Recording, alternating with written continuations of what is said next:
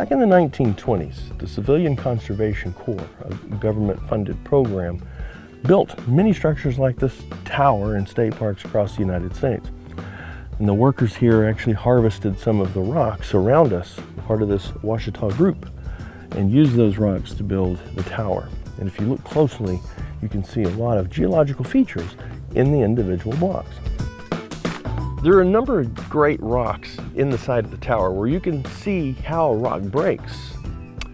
There are structures here that look a bit like feathers in the rock. They're called plumose structures.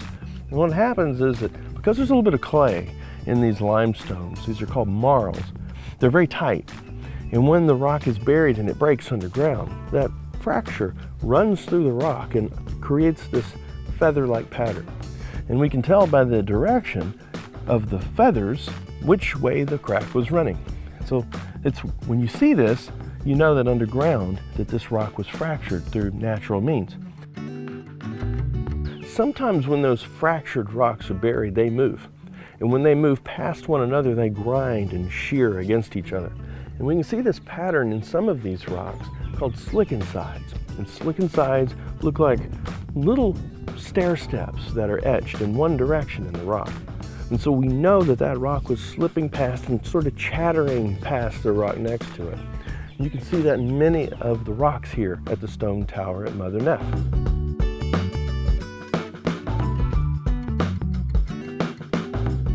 If you look closely at many of the rocks here at Mother Neff, you'll see that they're carbonate rocks. They're kind of gray, but they have some clay in them. You don't see many hard-shelled fossils here, but you see a lot of soft trace fossils. These were the burrows or traces of animals moving through the soft mud here. If you look closely, some of those are clay-filled, and when they erode, they leave holes behind. The rocks here were formed in the early Cretaceous period, between 100 and about 140 million years ago. This is part of what's called the Ouachita group of limestones. This was a part of a vast shoreline, and this was the muddy part, the part just out into the ocean that was underwater, but it was still fairly shallow. The early Cretaceous rocks of this part of central Texas are an alternating series of limestones, marls, or clay stones, and even some poor sandstones. What that tells us is the shoreline was constantly moving.